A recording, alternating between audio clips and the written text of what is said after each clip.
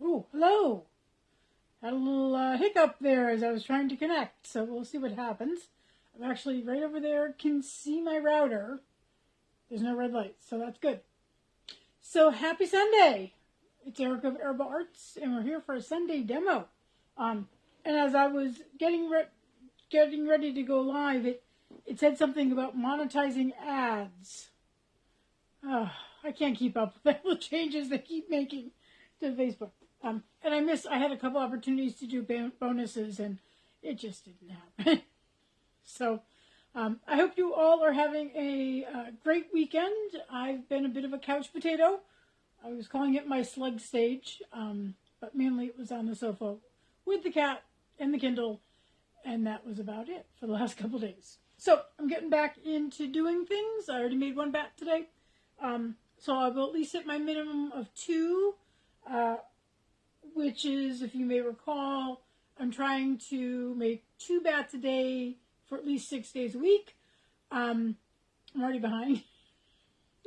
And, I've been trying to do this since like last summer, but I've been trying to be more conscious about it. And I'm still already behind, and it's what, the 7th of January. So stay hydrated. That's a New Year's tip I can continue to hold to. So I'm actually going to be making the second of the 2 bats, or another of the bats that I made already this morning. Good morning, Margot. Oh, that's great. It's not telling me anyone's watching, but Margot's there. Hello, Margot. I'm going to see Margot later tonight at Zoom. So my base this time is some more of this merino bamboo from Curly Cues. It's sort of it's a teal, okay?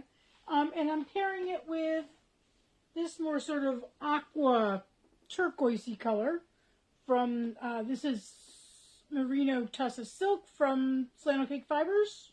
So those two are going together. And then I have some bamboo in this nice bright, they call it Aegean blue. And I'm running low on this. I'm running low on a couple things. I'm thinking I'm going to have to do hello Donna, going to have to do an order at some point, but I'm not sure if the budget's there for it yet. I have to be careful January and February, because I don't have a lot of shows. So to that, we're also going to add some silk. And I got sort of 3 different colors. So this one's from Frivolous You. So it gives us that sort of pop green. And then I have this sort of white into light blue from Esther's Place. And then white from Honey Gold Acres. And then we're topping it off with some of the blue bio nylon. This is also something I'm going to have to reorder soon because I like this color. It's a great accent. And that's all I got left. So, yeah. And so this one is called Mermaid, singular, Tale, as in tale, not as in a story, 2. Because I did Mermaid Tale last week for, I think it was the Wafa demo. Could have been the Sunday demo. I can't remember at this point. Somebody already bought it. So, they bought it, almost immediately afterwards. And so that one's gone. That one was more blue with little bits of green. This is more sort of tealy, whatever we want to call this. Yeah, my brain is still sort of semi on the couch. So we're just going to flatten out this a little bit, and in a second I will tip you so you can be over the camera. I moved some stuff around again, so it's a little tight over there where the tripod is, but let's see if I can tilt you just a little bit more that way, and then we'll go right overhead there. There we go. Okay. And as always, I sort of start over here. So I haven't done much the last couple days. I did some social media. Earlier this week, I managed to get back onto TikTok. And I've started to post some more videos over there. And actually, those have been, before Christmas, before I got the new phone, I'd post something and I'd get between 200 and 400 views. Occasionally 500 if I was really lucky. And then I hadn't posted since I got the new phone until earlier this week when I got back in and posted something and immediately had 700 views. And so the things, and I went and recreated almost the little Angelina one I did, we're fiber, we're whatever, whatever. I don't know what they're calling that meme or that trend. And so I had saved all the little video clips that I did to make that and then posted it last night, actually, on TikTok. As I was sitting on the sofa thinking, I haven't done anything, I should do something. I'm like, oh, let's put the video on TikTok. It's not going to take any time or energy. Though it turns out I had deleted, there's one clip in there where I actually show a bat that had Angelina in it, and that was the one clip I had deleted by accident. So there's still blank space up here, so I'm filling that in. And so that's done pretty well. And got a lot of comments. People, of course, chiming in about Angelina, whether they love it or hate it or whatever.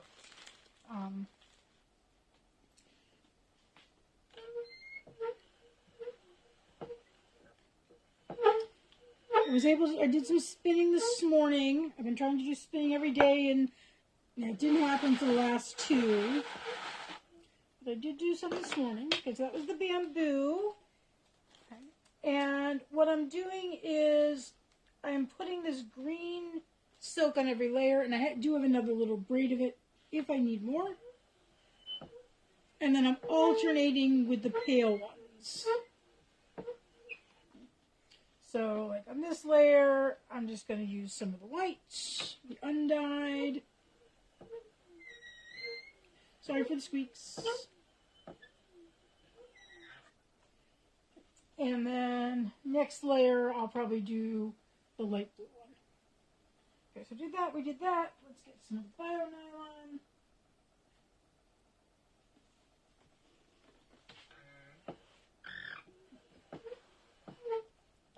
At some point I have to make something other than a blue-green bat.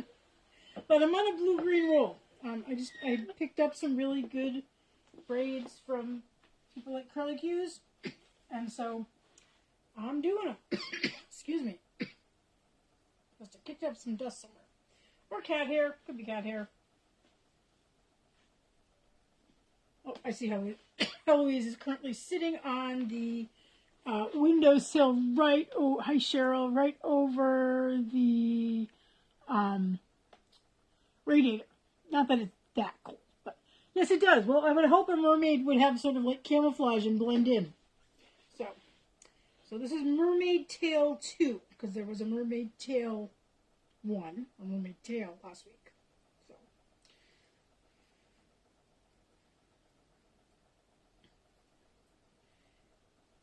And the reason I try and have everything individually named is because I do keep track on my little piece of paper, and I save all of those so that if somebody next year contacts me and said, I bought, X and X bat from you, I can go back into my little box of all the little slips, and, and if they want to ask a question about it, I don't really write down the colors,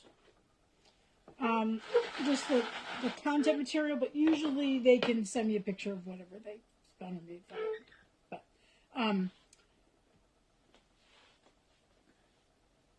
But what I am doing now though is I am writing down, when I use Angelina, I am writing down what color I used in it.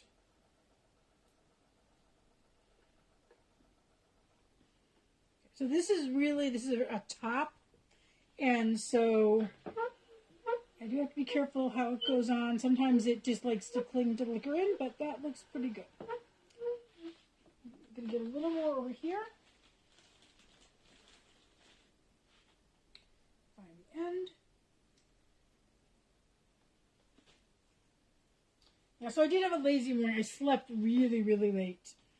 I'm trying to break myself of that, and this morning was supposed to be really good about that. I was supposed to, I had my alarm set, get up at 7:30, I think, which is, for a weekend, an okay time.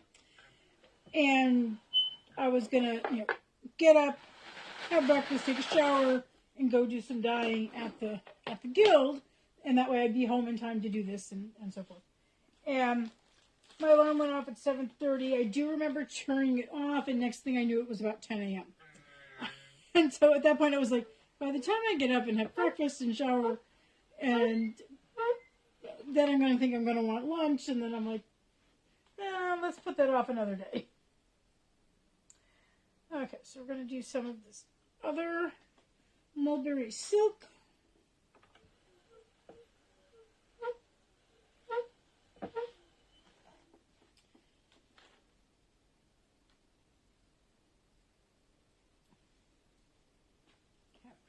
Yeah, but today I do have to do, we have a new way we're submitting photos to WAFA for our spotlights. And I was supposed to do that on Friday. Nothing got done on Friday. So this afternoon, once I'm done with this, I've got to do my little Google folder. And I should make my event. I'm on Saturday, the last weekend of the month. I think it's 3 p.m., but I don't remember which time zone 3 p.m. was in.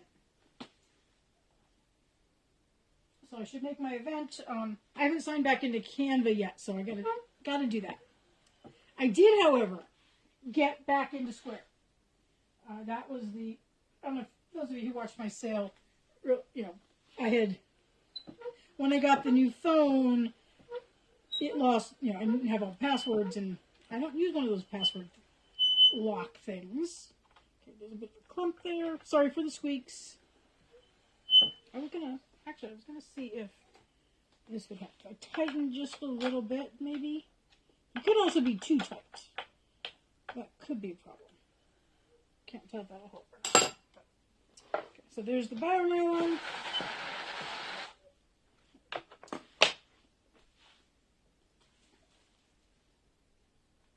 And I had set up the Square back when I had a different email address, and some parts got updated, some didn't, and I was terrified of being locked out, and then I was sort of locked out, but I wasn't, and eventually contacted them, we got it straightened out, so I'm back in. Okay, so we're going to put more of this on there.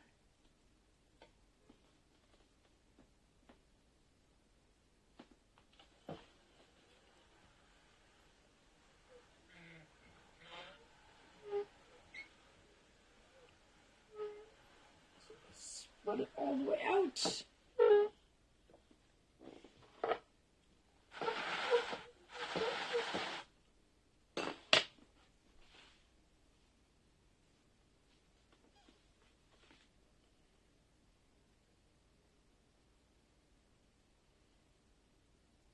what other things. Oh, yes. There was in my guild newsletter. There was an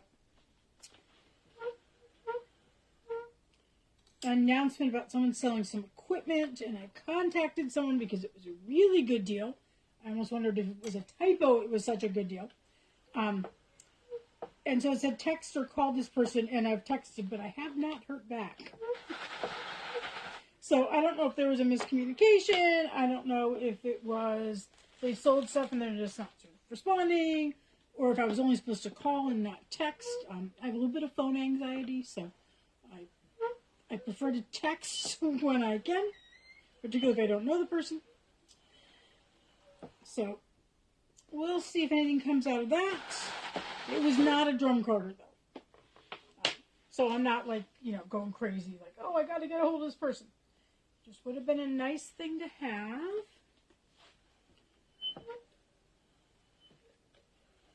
I suspect there's one or two of my guild members who have probably already jumped on it. So if they've read their newsletter for this month.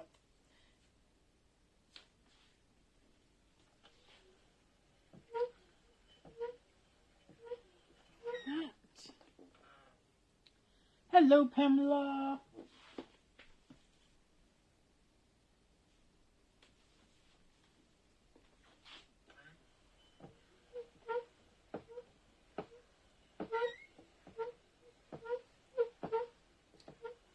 And actually, I'll probably say my main accomplishment the last couple of days, sitting on the sofa, was doing some research on something to replace Esmeralda. Because I'd like to do it in the next couple of months so that I have something new by show season, which for me starts right up in March, right at the beginning. Got 3 shows in a row in March. And I really would like something by that time. And so I've been trying to see what's available. Cargo's sort of the big thing, but you know, the last car I bought was Esmeralda. Right, the only car I bought is Esmeralda, and you know, and I bought her in 2001. Okay. And she was new, so it was a very different process. I actually bought her. I was a grad student, and I went online because you could go online in 2001, and I had actually done all this research about what I wanted. I knew exactly what I wanted. I knew I wanted a Honda Civic because they got great gas mileage. It wasn't, you know, too much car, and I wanted a manual transmission. Because by that point, fewer and fewer people knew how to drive manual, and it looked intriguing, and it was sort of a theft of prevention, right? Because I remember all these stories in the news about people, you know, there are people trying to like steal people's car. They get in and they're faced with a manual transmission and they don't know what to do. So I sort of had my heart set on that. I mean, I learned to drive when I was 17. I wasn't one of these people like, I had, you know, get my permit the first minute I could and, you know, get the license. Because we didn't have we had one car in my household, and it was Dad's car. And so it wasn't like there was anything I could drive. And he actually enrolled my sister, and then later my sister, in the driver's ed classes that were taught actually at the Jewish Academy in the next town on Saturdays, because it was a great use of their building because they weren't using it because they were all at home. And so I took my driver's ed that way, and that of course got he got a discount on his insurance and stuff like that because we had taken and passed the official classes. And you know, I was like, I didn't feel like, you know, I had to have a car, right? You know, by that point, our family had this whole method about, you know, I just brought a book anywhere I went, and you just waited until Dad could come pick you up. Because my mom hadn't driven since I was like 6, I think. And so I eventually got around to it when I was 17. Dad picked up a used car for and then my sister to use. And then I went to college, and the car stayed with her because she actually had like sports things she had to drive to in high school. And then she ended up coming to the college I was at, so the car came, and we I think it got parked near her dorm because there was better parking there because she was on the edge of campus. And so like we shared it on campus. But then I went off to grad school. First I moved to Seattle, which has a great public transportation system. And I went to grad school, and I was like, I don't have the money to spend on car and maintenance and all this other stuff. You know, my friends with cars that were breaking down all the time and having to get fixed. And I was like, you know, there's a little bit of a transportation system here. I lived on campus 1 year. And then I moved to Iowa, and the university had its own bus system, right? Which I eventually became a driver for. And so I didn't see the need to have the added expense of a car when I had a friend who could drive me to get groceries, or I could stop at the grocery store on the walk home.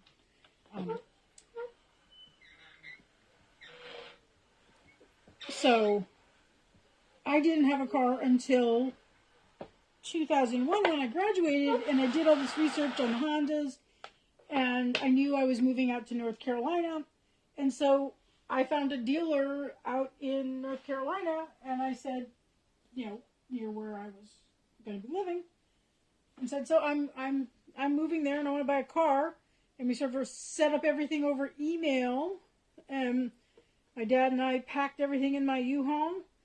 We drove the U-Haul to North Carolina, and we just drove straight through. We get to my place, we unload it, we drive the U-Haul to the car dealership, and the guy comes out and says, oh, hey, nice to meet you in person. We go and, we look at the cars, this is what I wanted. And yes, and so my dad had taught me how to drive standard, when he taught me the basics of driving before he sent me to the driving school. Because he said, it's always better to have someone who's not your relative teaching you to drive, because that way the emotions are not involved. Because my dad was great with the other left. Because I'm dyslexic. That always made it fun. But he had a standard, I think he had a Mazda at that point. But it was a standard transmission because he was a car guy. He was an engineer. So he loved things like automatic transmissions. And so I learned, but then I had never driven anything with it until 2001. Okay? And I was, of course, learning to drive in the early 80s. And so the guy says, well, let's take you for a test drive. Okay. Now, fortunately, we were in this part of North, I was going to be living in Durham, which has some hills. We were in Cary, which is this sort of near, it's kind of that Durham, Raleigh, Cary area. Lots of traffic, lots of built up stuff. But fortunately flat. And so I had some friends teach me that summer before I'd moved. They had a transmission. They were from San Francisco. And so they took me to empty parking lots and taught me how to drive on their car. I did not burn out their clutch, thank goodness. But I learned, they retaught me how to drive standard.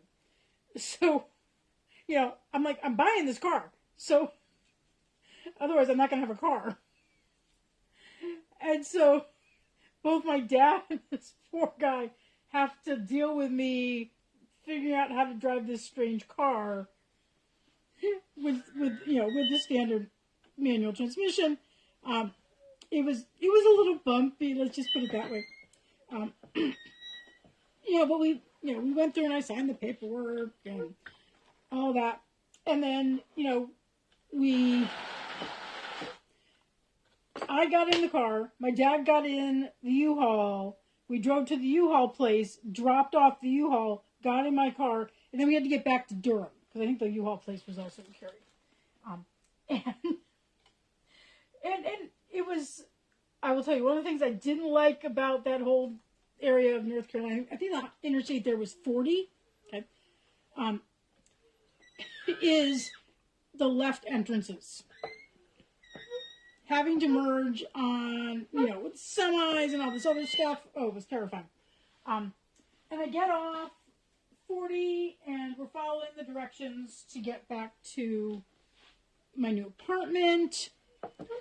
And there's this part, it's kind of near the west campus of Duke University. I was at Duke for that year. And there's a street, it actually reminded me a lot of where I went to grad school in Iowa City, but where like 2 blocks, there was this sort of like one way on this street and this other street was the other way. And I had to go up this one way and it stopped, there was a hill. And the stoplight was at the top of the hill. Okay. And remember, I'm in a manual transmission that I am, not all that confident with. I hit that red light every time. And so I'd stop and I'd be like looking in my rearview mirror, seeing, is anyone coming up behind me? How close are they getting? And occasionally, someone would get a little too close because I know when I'm going to, slip into gear, I'm going to be rolling backwards. Okay? And yeah, I had a lot of nerve-wracking experiences there. But that was Esmeralda. So I've been thinking about what I'm gonna, you know, what I'm gonna get. Has to be bigger, has to have good cargo space. But I've been spoiled by Esmeralda because, yes, I know she's had issues the last couple of years, but she's 22 years old, right? And so, and this might be our last layer. She's 22 years old, and I haven't had to replace transmission. I haven't had any major, huge things. I've had, sway bars rust through and brake lines rust through, and, we had the battery issue and the starter issue. I think the biggest thing was the AC compressor. But generally, she's, not had huge problems. And, Hondas are really good. And I've thought about maybe like a Honda Odyssey or something, because it has the cargo space, but their gas mileage is so bad. All of those minivans have such terrible. I just put a little bit more of this on the outside there. Terrible gas mileage. So I seem to have fixated at this point on possibly, who knows what's going to happen, but possibly a Ford Transit Connect. So not the really big Ford Transits that people do the van conversions on. Because that's too big. These are the cute little cargo vans that are the older ones are really blocky. But they have really high roofs, so I can get a lot of stuff in. Like those panels, I could get them in no problem.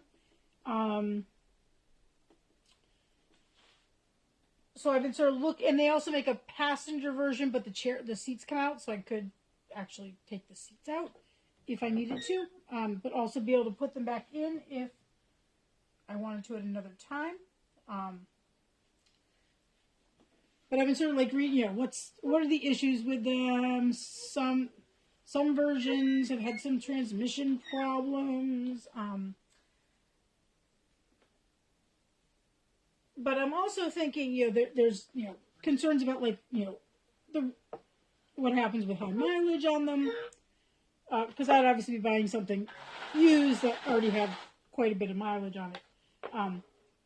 And if it's been a corporate, like a little business, companies one where, the employees are driving it and they're just, overloading it. And, so there might be sort of other issues with it. But if I can find one that was for personal use and not business, and maybe only had one owner. But I'm less concerned about the long mileage because, Esmeralda is 22 years old. She is just about to have 126,000 miles on her. Okay. Now, granted, about 5,000 or so of those are, actually really less than that.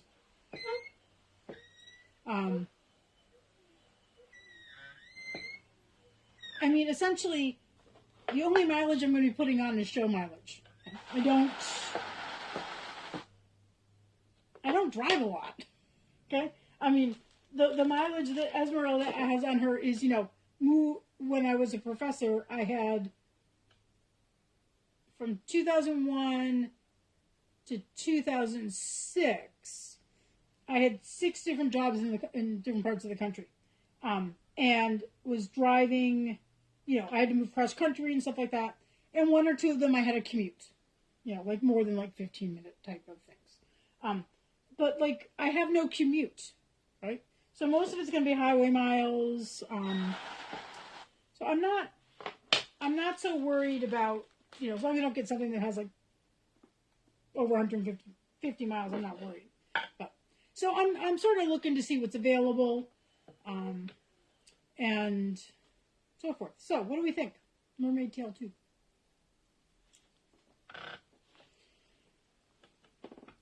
Okay, time to break it. It's a little tight there.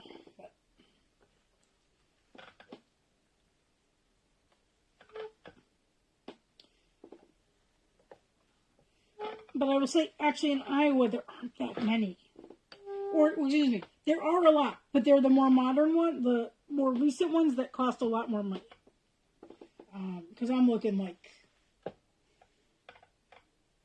2010 when they started being offered in the U.S. to, because they were initially created for Europe because there's not a lot of, the streets are smaller and not as much parking over there, and so they needed something small to get, city delivery trucks and stuff like that.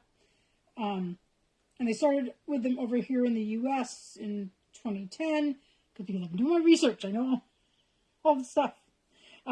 First generation was like until about 2013, and then 2014 starts second generation.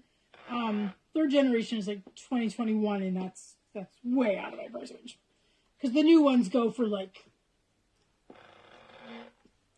35 to 40,000. And that's not in my budget. Those are coming off really cleanly. Look how nice that is. But the used ones are, much more reasonable. It's just a matter of, can I afford them and what's wrong with them, right? I've never bought a used car before, so that's going to be an issue, particularly since not one or two are sort of local, but I'd like my mechanic to look at them. But, if I'm looking at something in another state 2 or 3 hours away, I can't really have my mechanic look at them. And some are being sold as is, which makes me leery, because I don't know enough about cars. Particularly U.S.-made cars. Okay, so I'm just off-camera fluffing this, for those of you who haven't watched one of these before. It's pretty thick when it comes off the drum. And so I'm teasing it out, almost increasing it in width, doubling it.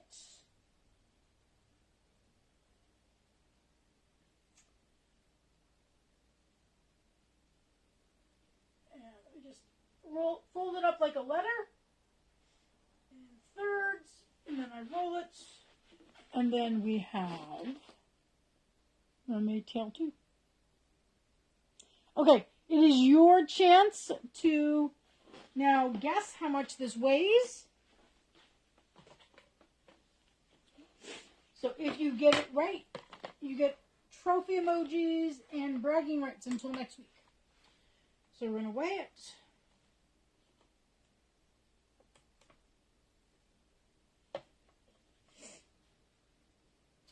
Okay, your chance to guess. Give you your little opportunity to drop some weights in there. Give you another look at it so you can sort of think about it. That nice shiny silk.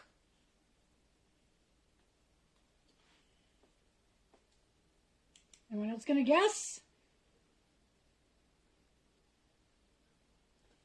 It is almost exactly the same weight as the one I made about 2 hours ago.